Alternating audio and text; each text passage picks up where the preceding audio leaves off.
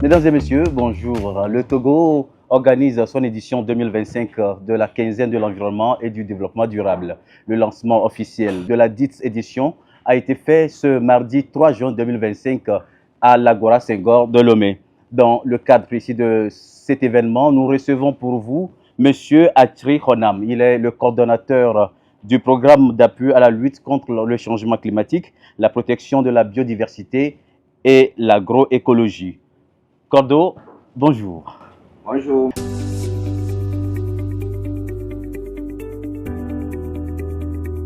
Alors, le thème retenu pour l'édition 2025 de la QEDD, comme nous venons de le dire, c'est pollution et nuisance. Quelles solutions pour y faire face?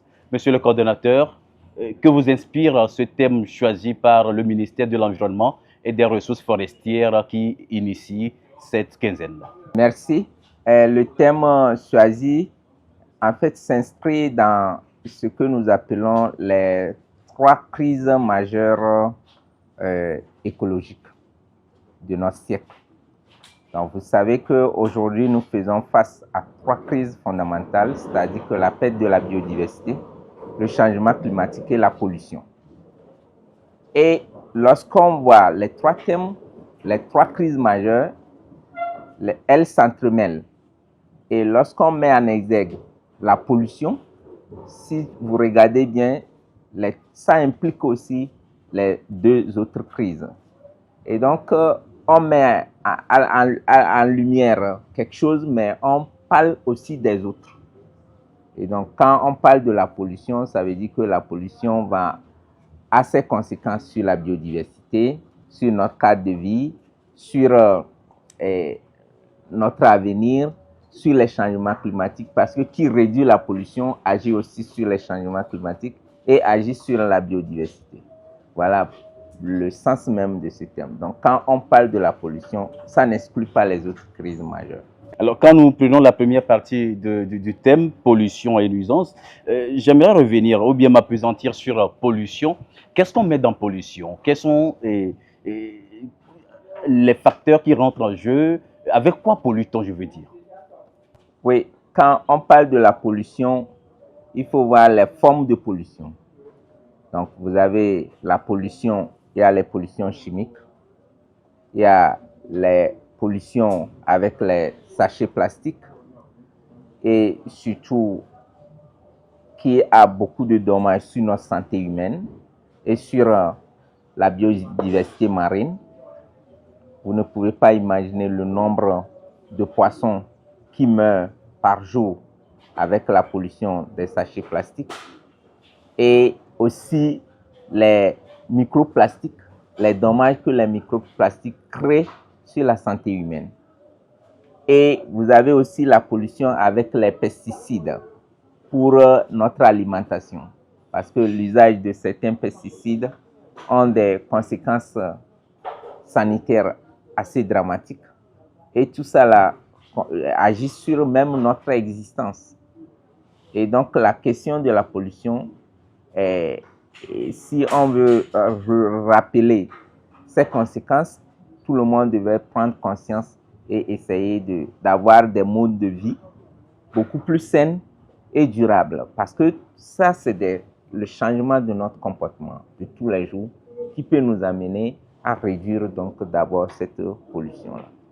Alors, plusieurs activités sont programmées dans le cadre de cette QEDD 2025 et votre entité, je veux parler du programme d'appui à la lutte contre le changement climatique, la protection de la biodiversité et l'agroécologie, le PALCC+, s'est également positionné avec des ateliers et conférences en vue.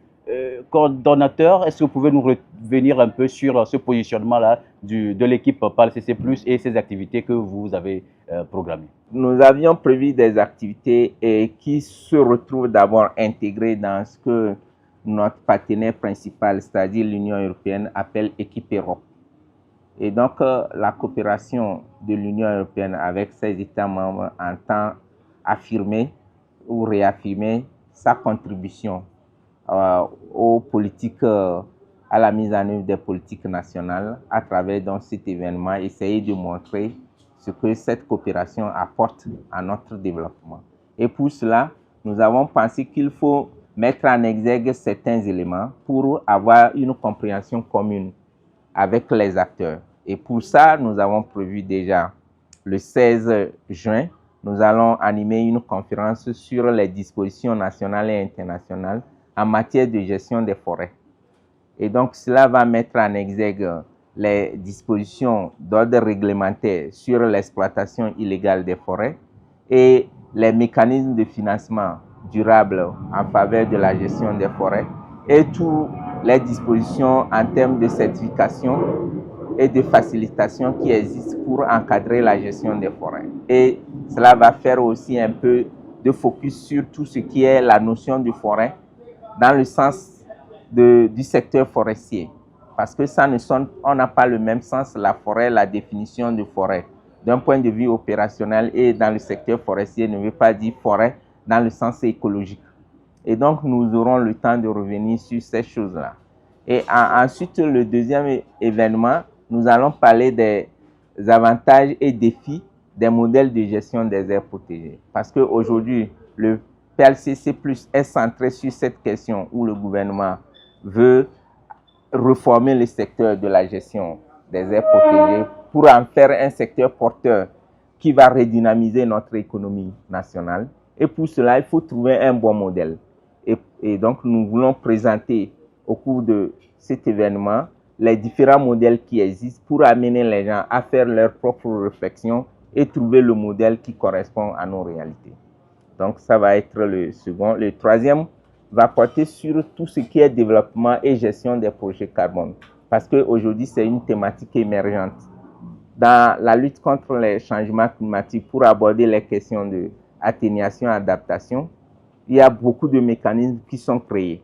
Mais comment arriver à outiller les acteurs pour tirer le maximum de financement pour pouvoir régler les problèmes d'adaptation et d'atténuation de notre pays? Il faut que les gens aient les outils nécessaires pour savoir comment je me prends, qu'est-ce que je dois faire pour que je puisse répondre à ces guichets qui existent et qu'on n'arrive pas à mobiliser. Et donc, nous allons faire cette formation, une conférence où on va débattre avec les acteurs pour renforcer les capacités de mobilisation des ressources en faveur de ces questions-là pour notre pays. Et nous allons terminer par le rôle du secteur privé dans la mise en œuvre de nos contributions déterminées au niveau national, c'est-à-dire dans la lutte contre les changements climatiques. Comment le secteur privé se prend d'abord pour contribuer à réduire les émissions de gaz à effet de serre, et donc une fois que ces gaz sont quel est le processus qu'une entreprise doit enclencher pour contribuer à réduire les émissions de gaz à effet de serre et comment, à partir de quel moment, une entreprise peut s'engager dans un projet carbone. Tout ça là doit être clarifié au cours de cette conférence-là, où les entreprises vont savoir quelles sont les dispositions qu'elles doivent prendre en interne dans la lutte et avant d'aller maintenant sur le marché carbone. Et voilà donc comment le PLCC entend apporter donc sa contribution au cours de cette semaine de la quinzaine de l'environnement et du développement durable. Merci beaucoup, monsieur le coordonnateur Achri Honam, pour vous être prêté à l'exercice. C'est donc la fin de cette émission spéciale que nous avons organisée pour vous. Merci et à la prochaine.